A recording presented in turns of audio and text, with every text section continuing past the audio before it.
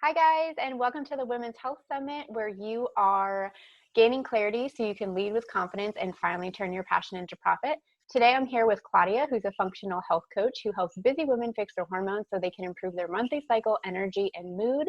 Claudia, you are an expert in women's health, and I'm so excited to have you here and welcome you to the summit.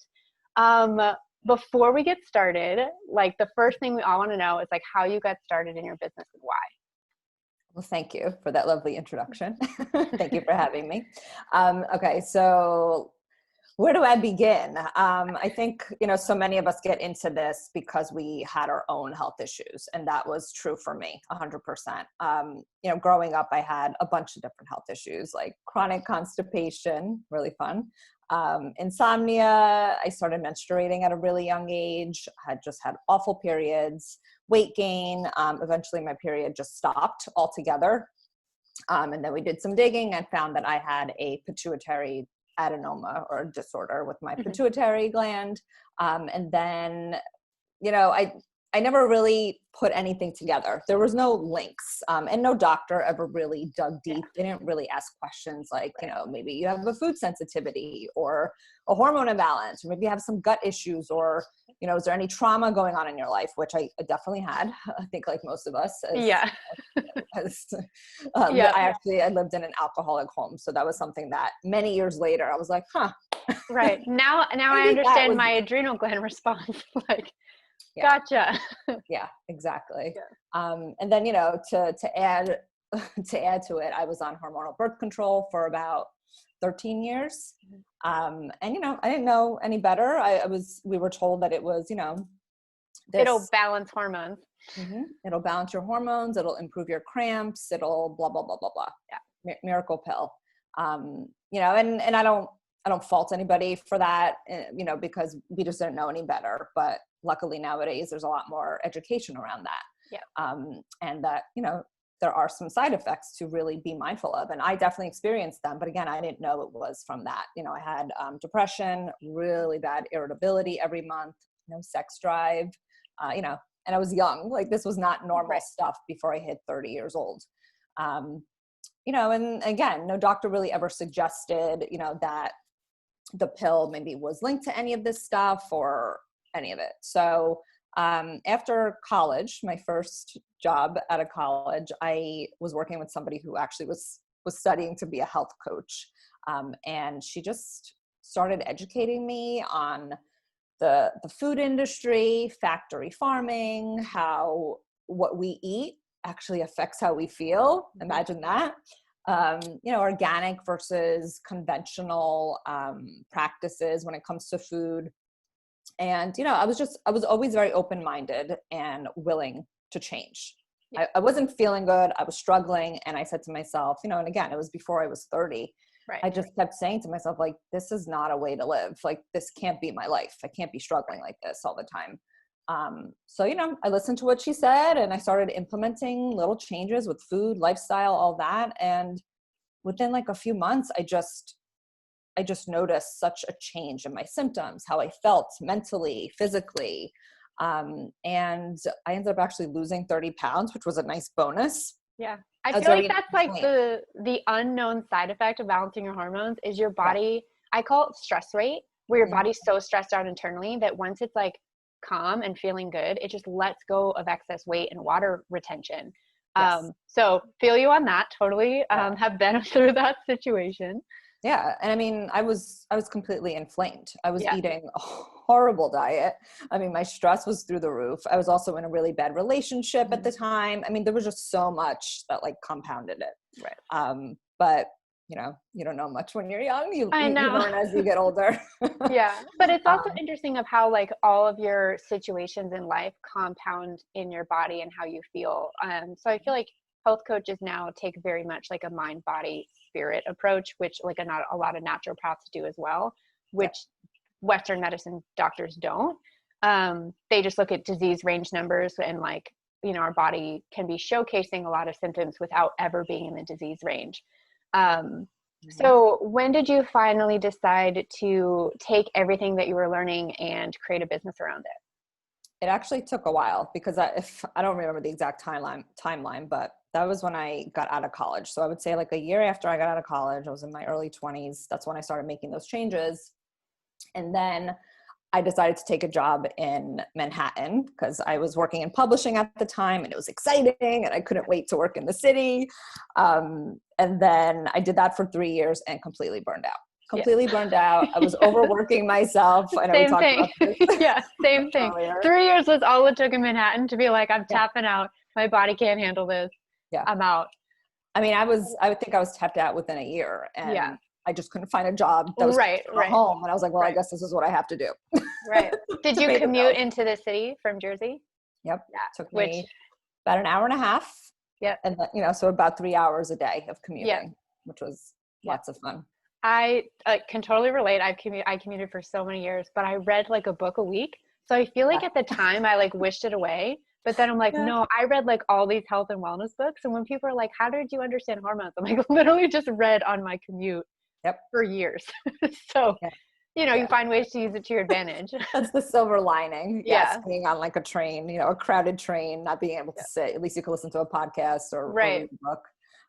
But I eventually, like I said, I burned out. I got into a couple of car accidents. Just a lot of stuff was happening. It was just like all bad. I was like, I need to get out of the city. Like I love going there, but I don't need to be commuting there every day.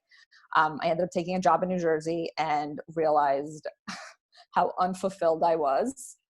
I was miserable at that job. And I was like, there seems to be a pattern for me. Yeah. Jumping from different jobs, and they were all good jobs. They were, good paying jobs. And I was doing well, my career was good.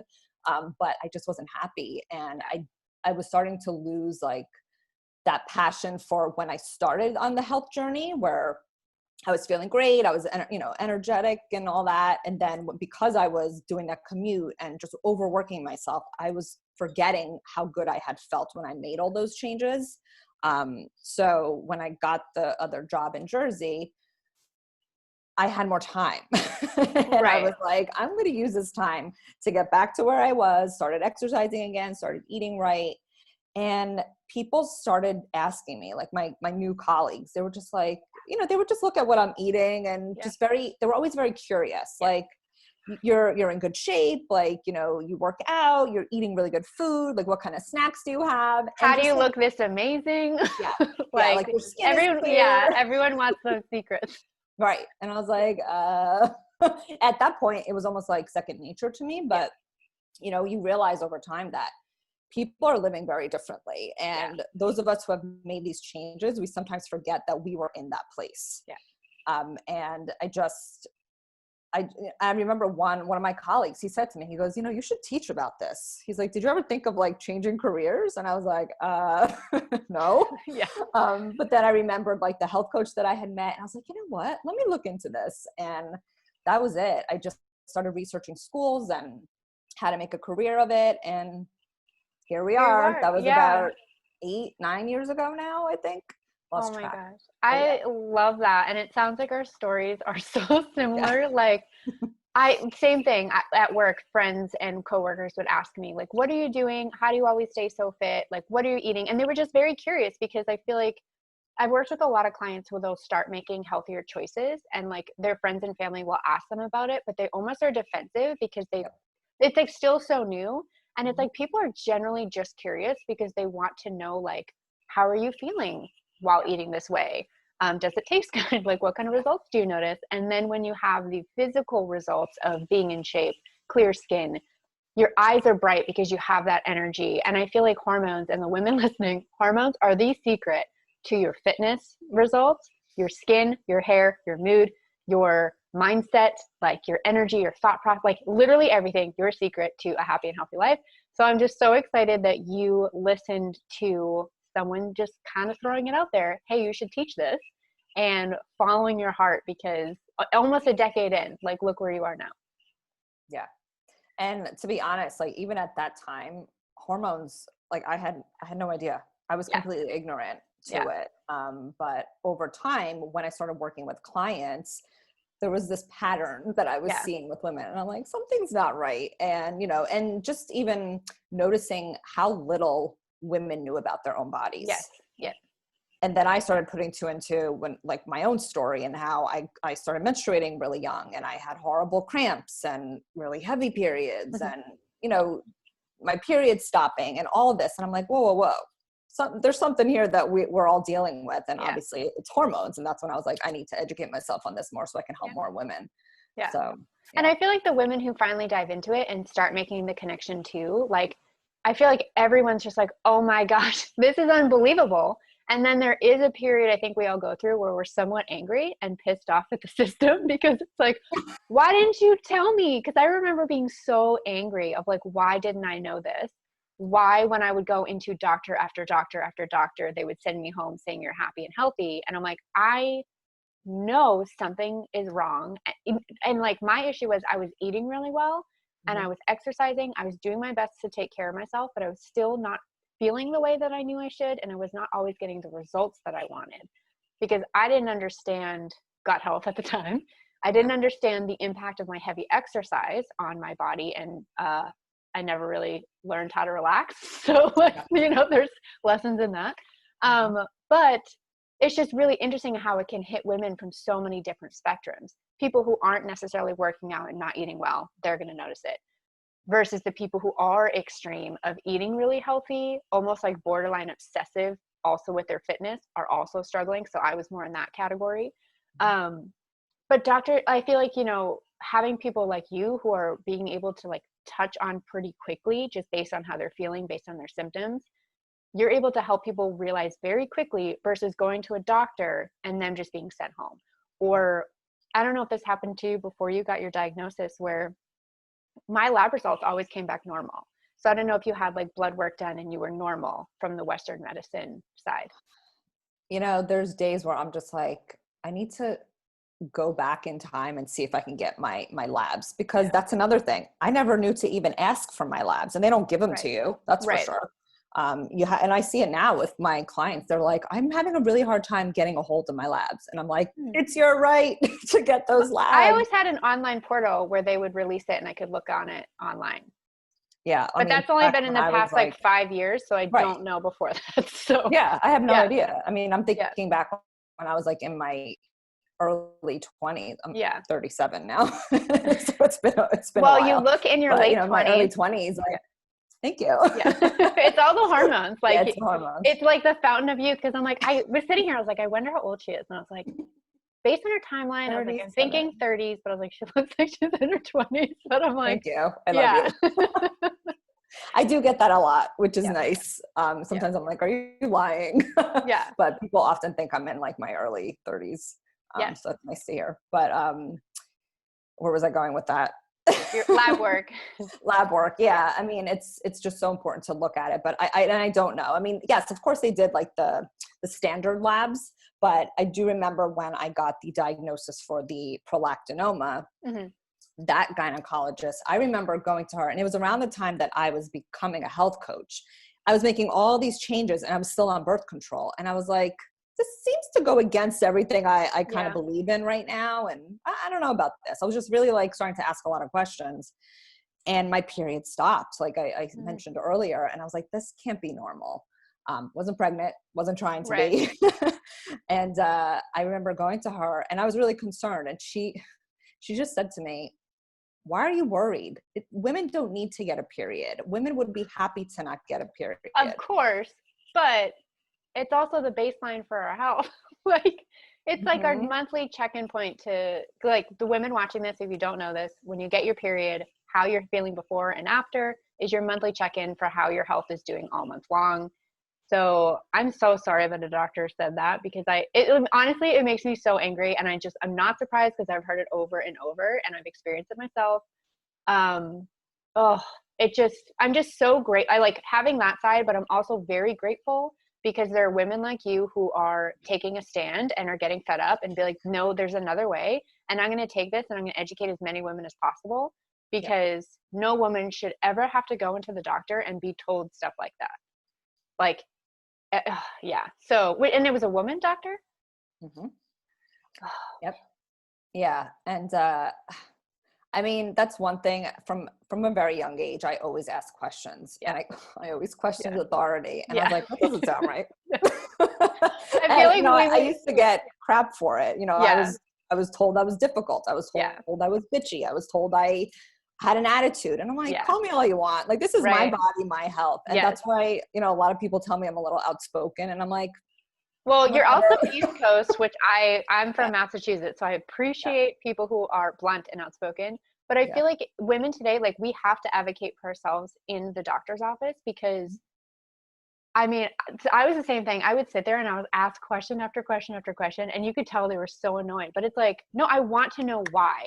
So like, they would always push the pill, even though I told them this doesn't work for my body. It left me 10 pounds heavier. It gave me debilitating migraines.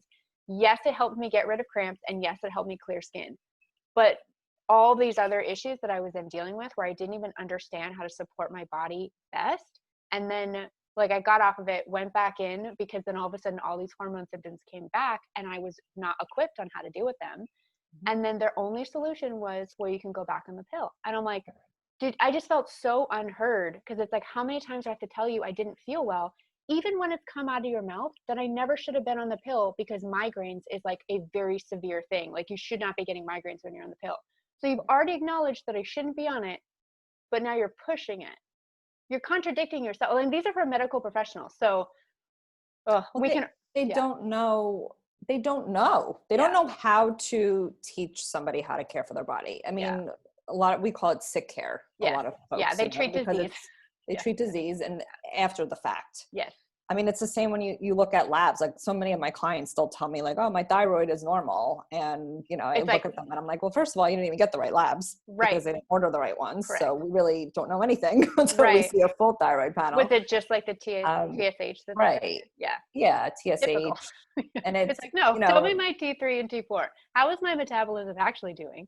Right. Yeah. And just looking for antibodies, like, hardly anybody looks for that. And it's like, and even if they see them, they're like, I'm like, well, you need to make changes now so that doesn't get worse. Correct. Yeah. I believe so much in preventative care, and like become so obsessed with it. So before I moved to San Diego, I worked at a healthcare foundation in the Bay Area, and I worked on their fundraising side. So I helped raise money for the hospital.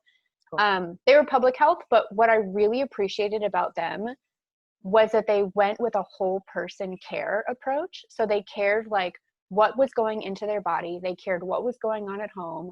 And then they obviously then were partnering with a doctor. So that was like my first introduction. I truly believe of what is the future of healthcare. I think that the Bay Area is just a little bit more progressive to other parts of the country in that area.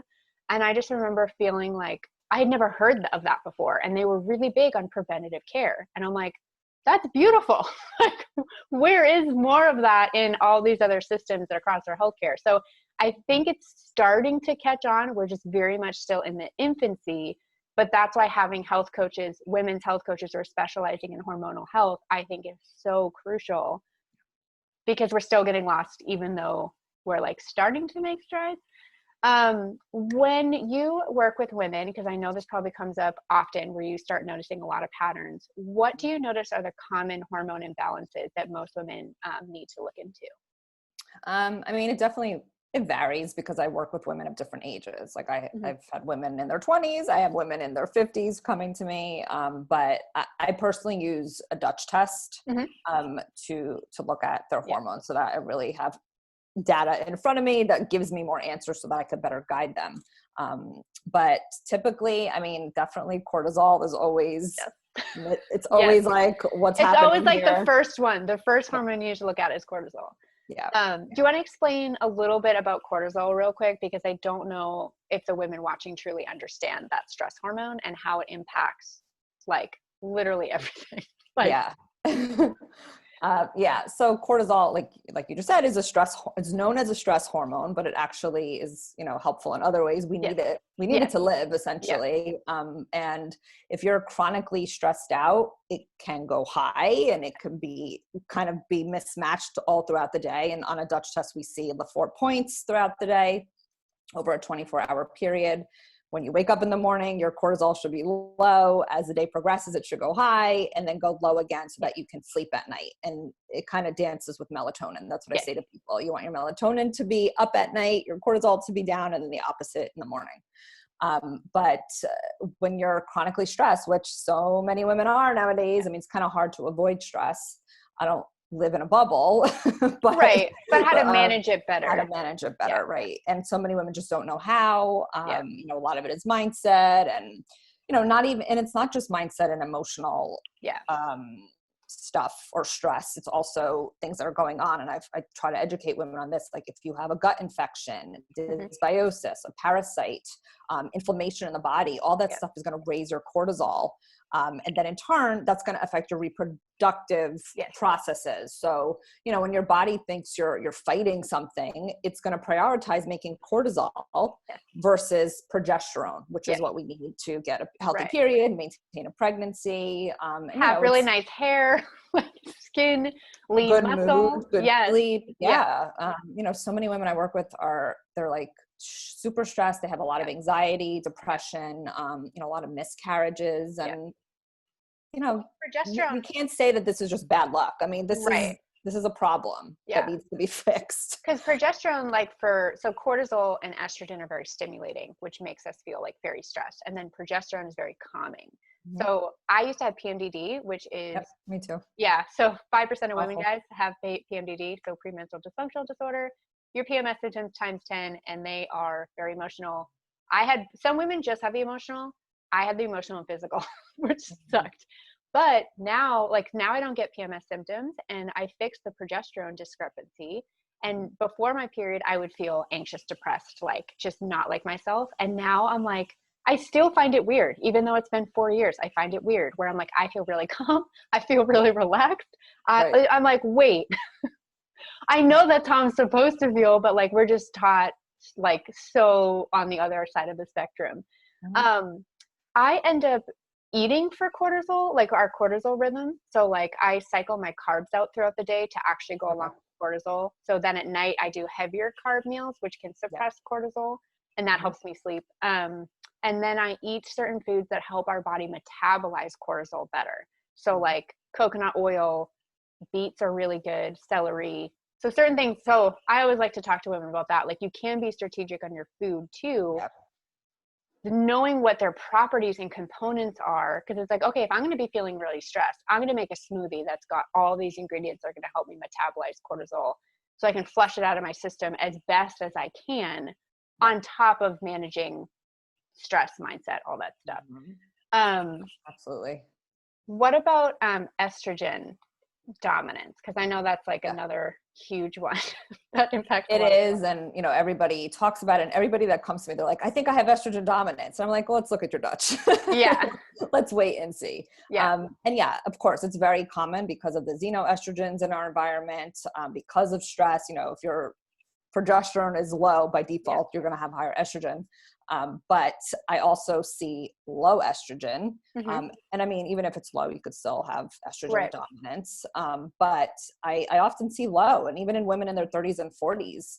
And it's because of our lifestyle, you know, the stress, under eating, you know, a lot of women cut calories, they're over exercising, they're not eating enough healthy fats, you know, because we're told that cholesterol is the devil. It's like, no, we need cholesterol to make our hormones. Like, it's just all, it seems so crazy to me now, but like, I didn't know this years ago. I did the same. You know, I watched every calorie. I used to do a lot of cardio every day. And, you know, I just totally overworked myself, not realizing that it was affecting my hormones. Right. I don't know if you've ever done like energy work between your masculine and feminine energy. Not really. So like we all have like masculine and feminine energy. So like masculine is very like task oriented. You're going to like ride yourself harder, where like your feminine energy is a little bit more free flowing, leaves room for like changing things up and going more with the flow and focusing more on the bigger picture versus like being so rigid.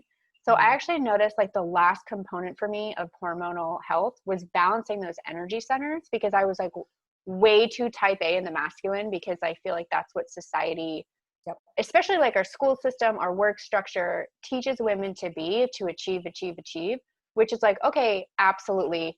It's great to have ambitious goals. It's great to want all these things, but how can we use our feminine nature to actually like know when to scale back, when to push forward. And like, I always do that based on our cycle for when our hormones are fluctuating, because there's times in the month where we're going to be more willing to push ourselves and our body's more resilient to handle that stress. But then the other parts where we actually need to scale back because we're less resilient, but we're also naturally more introverted and want to reflect. And I feel like that's such a powerful thing as women.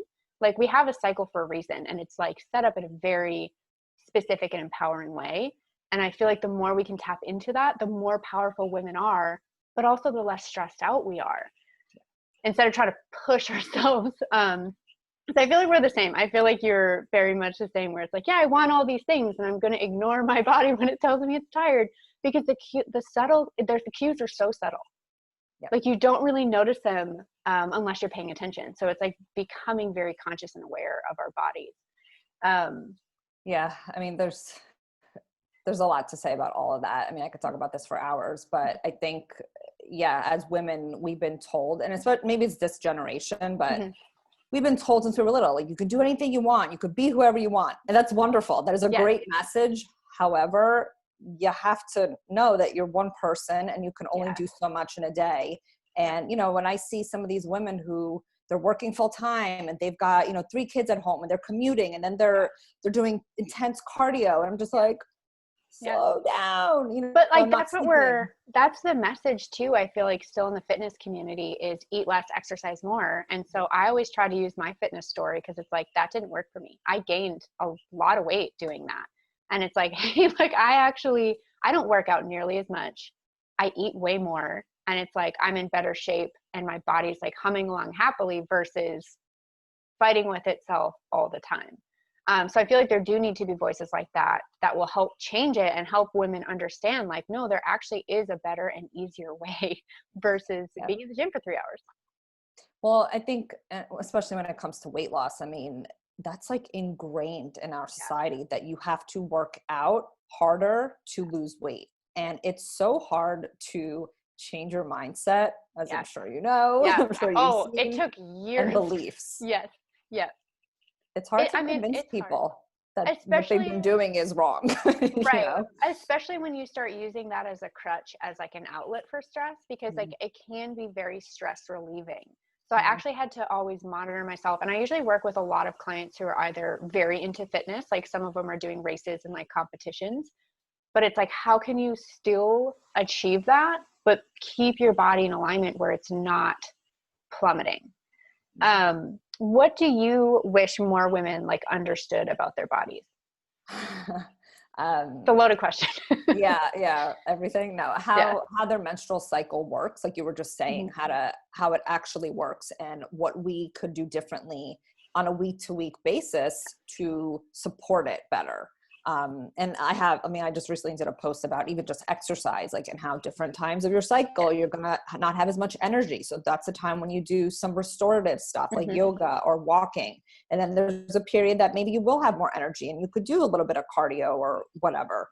That for sure. It seems like such basic education, but we just don't have it. It wasn't given to us at a young age. And, I find women, in their 30s and 40s, and they have no idea, like, even what it means to ovulate or if they ovulate. And, so definitely education around, their menstrual cycle, how it works. And then of course, why hormonal birth control is not necessarily the answer to hormone imbalances or acne or hair loss or whatever it is that they're giving it to people for, and that there are side effects, and we're all different. And just because one person doesn't have bad side effects doesn't mean that that's true for you. And we have to take genetics into consideration as well, and our lifestyle, and we're just all different, and we need to accommodate that the differences. But also, and I say this to people all the time, like, we have so much more control over our health than we think and what we've been led to believe. Right. Yeah. And I feel like women are like on this kind of awakening period of like, I feel like we're just scratching the surface of all of this. So I'm really curious of what is going to happen in the next 5, 10, 20 years. What's it going to be like for our daughters and even the men to be able to understand women's health differently? I opened up quite a bit to my now husband because we were dating when I was first understanding cycle thinking and I was starting to practice it. And I would tell him, I'm like, okay, here's what you can expect for my mood this week. Here's what I want for like hangout time. Or it's like, go out with your friends. I don't want to see you. Like really being open and honest of how I was feeling. And he was like, I love this. And he's like, I don't have to, like, men don't want to have to guess. Like as women, we want them to just know without having to tell them, which is like, they're not mind readers. Like as much as we want them to be mind readers, they're not. So it really is up to us to like know ourselves, know our body, and be able to communicate to people around us, because you can do it with people at work, not necessarily like, hey, I'm getting my period, just moving meetings around of like, hey, that day is not going to work for me. And as women, like we don't need to explain it. Like we don't need to say, I'm sorry. We don't need to explain it. We are absolutely allowed to set boundaries, which I think is crucial for our health. There's a point you had that I really loved and I wanted to touch on. Oh, the hormonal birth control of terms of being like a fix-all. What are your thoughts on like the copper IUD? Because I know like some women are like, well, I don't want hormone birth control, which is why I chose the IUD. Oh, but it pains my heart because I've heard of certainly some women feel fine, but other women having a really tough time. I've never had an IUD. I was terrified. Yeah. Yeah, me either. Like, ooh, the thought of like inserting anything. I was just like, no, a foreign object in your body. Like it just makes me, it just really freaked me out. So I goes against nature, and I don't know, call me a hippie, but that's not something I want to do. But yeah, I've heard a lot of horror stories about it, and even just removing it. But also what I'm learning more about is even like copper toxicity. Yes. Huge. So yeah. And I'm still, I would say I'm a little ignorant to it, but I'm learning more about it because there's women who, there's so many different hormonal birth controls now that it's kind of hard to keep up. Yeah. You can't keep up with them. And so every new client's like, oh, I had this. I'm like, okay, I guess let me learn about that one. And you know, but the copper toxicity is going to affect your estrogen, and that could be a reason for estrogen dominance. And and it goes into your thyroid and like your metabolism. So I had a client who actually came to me because she wanted help getting off IUD. And she was so inspired with her work together that she actually went to become a functional health coach, where she now wants to specialize in helping women work through copper toxicity. Because she's like, it was such a huge issue for her. And she's like, I finally figured out how to actually naturally detox it from my body so I feel better. And she's like, I'm just realizing how many more women go through the same thing. So it's just really interesting of how like everyone can take their own personal experiences and blend it into a business that truly helps women at such a deep level, because these are conversations that they're not having. They're not having them with their doctor. Nobody really knows of that. So it's like, no one's going to think, yeah, I have copper toxicity for being on the IUD. And I had no idea. So what would you say to like a new health coach or an aspiring health coach or wellness or fitness professional, anyone working with women, about talking to women about their hormones and getting them to understand the importance of just understanding them? I mean, well, first of all, I think just as health coaches in general, or anybody who's a health practitioner helping anyone or who wants to help anyone, to share your story. And I think that speaks volumes, because it's one thing to get a formal education, which of course we need, right, to be able to help others. It's really important. But having that life experience, that personal experience, makes you more compassionate and understanding of what somebody's going through. And I'm sorry, but no formal education is going to trump personal experience. Yeah. And I think for too long, you know, it's like the whole argument about scientific versus anecdotal evidence. And it's like, okay, well, if somebody tells me that Clary Calm essential oil helps with their cramps, I'm going to freaking try it. Like, I don't care if there's no scientific data or whatever. And I know that there's so many people that think the opposite and think people like us are crazy, but I think we have to like not be afraid to share our stories. Because I do see that with a lot of health coaches, they're very afraid to share what they've gone through. Well, yeah, the topics are really taboo. Like I definitely fell into that when I first got started, because I was like, I don't really always want to talk about my PMDD. I don't always want to talk about my period issues. Like, I don't want to be that person. And then I'm like, but it's powerful. Like, it's really powerful, because like, so something I do to help me get rid of cramps is I put beets in my smoothie, because it helps with the blood circulation. And so like, if you guys don't know, cramps stem from like a variety of issues. And one of them is like stagnant blood in the uterus. So beets are something that the fitness market uses to actually like increase more blood circulation and like endurance. but it also works for menstrual cramps. So it's like just something like that. So I'll share that of like, oh, this is why I put a beet in my smoothie. And it sounds so simple, but the women who have tried it, they'll message me and they're like, I can't believe it. I used way less ibuprofen. And like, these are women with endometriosis, which has like a shit ton of cramps and period stuff. So it's just like unbelievable of what just these little things that we use for our health that can actually make a huge difference. And women are like, I'm going to try it. I mean, I personally don't like beets, which is why I hide them in a smoothie and mask them with other flavors because I can't stand the taste of it. Tastes like dirt, everybody says. Oh, I know. I can't stand it. But if you add cinnamon to it and any sort of like fruit, you actually get more of a sweet flavor. And so you can't taste it. I've tested it a lot because like it's so gross. Yeah. But just like think of the little things that you use in your health too. And like women love that. Like we're always looking for something. And just like, even just a quick little tip like that, people are like, I'm going to try that. They are. And sometimes I think people don't realize it's almost like it's too simple that they think like it can't be that simple. It has to be hard. Right. And even like you just said about the beets, which is a good reminder. I haven't had a beet smoothie in a while, probably because I didn't have a good ratio of sweet to, I was like, it tastes like dirt, but raw honey can also get rid of it too. Okay, good. So it's like raw honey is good for like your gut health, but then also like masking all disgusting the taste. But even like a raw carrot a day. Yes. It's really helpful for estrogen detox. Correct. It's something so simple, and not expensive and really sometimes I throw carrots in there too because it's like I'm just like just help a girl out. Right.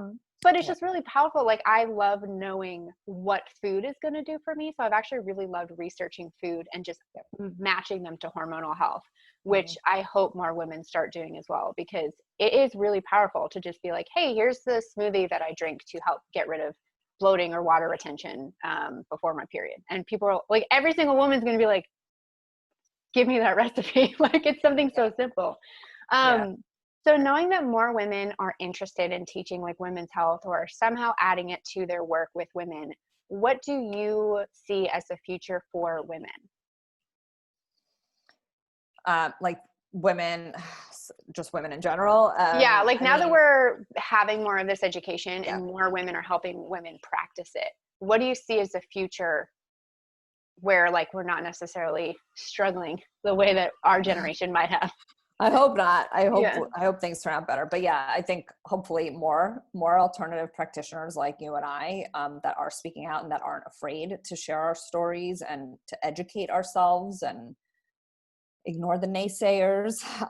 I say that because I see it a lot, and it's frustrating because especially when people they believed something for so long, or they've been on one side, and to understand what we're trying to say and what we're trying to teach sometimes is kind of like it's so against shocking. It's so opposite, right? And they think you're crazy or woo woo. It's like, what do you mean I could eat beets and feel better? Right. It's like, actually give it a shot. Just try it.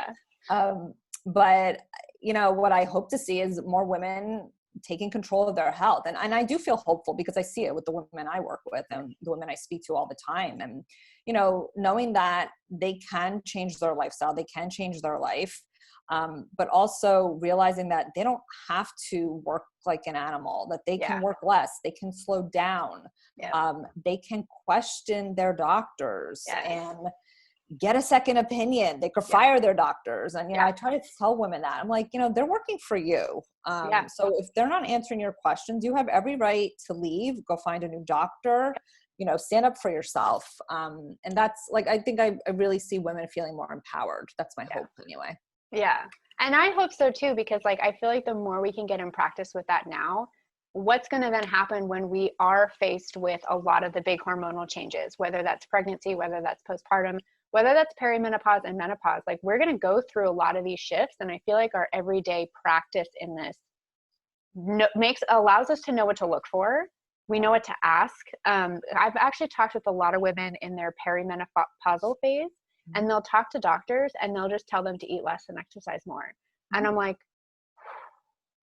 okay, like this is the advice. And like, they're like, they just look at me like I'm crazy. And like, there's just so many different markets of women feeling left out, essentially, from their doctors. And I absolutely agree with you of like firing your doctor, because I've been to numerous ones. Like if I couldn't have the conversations that I wanted with a doctor, I'm like, I would leave the office in tears. Like I went to numerous doctors and left in tears. And I'm like, there will be other doctors out there who are open to me taking a more holistic approach and having these conversations. And there are doctors like that.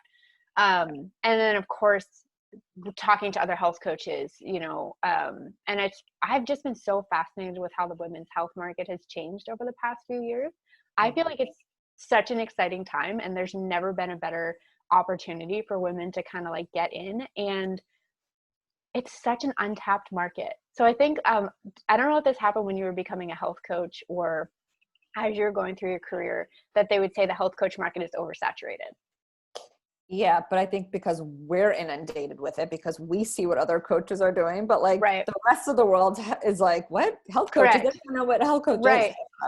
But a lot of health coaches don't specialize in hormones. So like I end up working with a lot of health coaches because they're like, wait, I didn't learn about hormones in my health coaching. Like, did you have to take specific, like specialized courses in women's health? Yeah. So the first school I had went to, a lot of coaches go to, Institute for Integrative Nutrition. And it was a good starting point. Like, I don't have any negative, it was a good school. It got me into this. I networked with a lot of people. I made a lot of good friends. I think now they actually have a hormones course or program with it. But when I was there, they didn't. It was more general health. And then I ended up doing Institute for Functional Health Coaching, which really kind of dug deeper with like labs and things like that. But then I did a mentorship with Maria Claps. You may have heard of her. She specializes in menopausal, perimenopausal and menopausal women. And she's really she's been in this industry for years now, and she's really educated. So I did a mentorship under her. And that's where I really learned about the Dutch test specifically. And then, I've done a lot of just my own, taking little courses here and there, constantly reading studies. I did a course with SAFM, School of Applied Functional Medicine, just about like adrenal and thyroid health. And you just never stop. I mean, I'm a forever student. Exactly. Go to school, it's just so fascinating to me. And health changes. Like, we have to really keep up with it. So and I feel like there's so many things, there's so many avenues. I mean, when I first got started, so I actually don't have a certification as a health coach, because I was looking at the Institute of Integrative Nutrition, and I was looking at it and I was like, they're just going to talk to me about diets and like food. And I was like, I kind of already know about that. And then I found like a women's health certification, and I was looking at their curriculum, and I was like, I already know all this. So I'm like, why am I going to waste my money on something I already know? Because I just read about it. I was just so interested in it. I would just read a bunch of books. And so before I got started, I actually talked to lawyers, because I was like, what can I actually do working with women? So like, I don't run hormone tests. I usually work with women along with their doctor, and help them know what to ask for and advocate for. Because for me, it's like, I'm your partner in health. I'm going to be able to just educate you on what's going on, but like, I'm not a doctor and, all that stuff. So it's just really interesting the path you can take, and just understanding too, like what education you already have, what education you need, and being willing to like fill the gaps. So yeah, cause I was really nervous when I got started. I was like, you don't really know what to do, but talking to lawyers helped too. Cause it's like, I'm not putting anyone on a diet. I'm not, like, I'm literally here to share resources and education and like the facts and figures about it. You do have to be careful, of course, with what you say, and like, I don't give a specific meal plan or anything. Correct. And I always say to them, like, you got to check with your doctor, and I encourage them, like, take this Dutch test and bring it to your doctor. And, some doctors are like, oh, they don't know how to read it. It's more of like a functional medicine tool. I see a lot of functional medicine doctors using it. But then there are some that are like, oh, wow, this is, really helpful. And, and then they work with their doctors, but that's, I always try to educate them and give them as much information as possible so that they have a path forward. Correct. Yeah.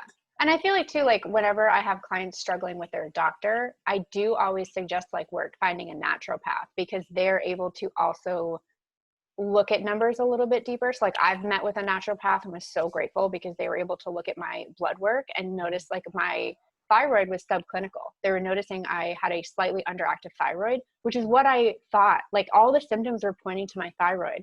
So when I went and got it tested, they were like, oh, it's fine. You're normal. And I got the antibodies, I got the T3, I got the T4. Like you have to know what to ask for, because usually if they're going to test your thyroid, they'll just test your thyroid stimulating hormone and like, that's it. But like it doesn't tell you anything.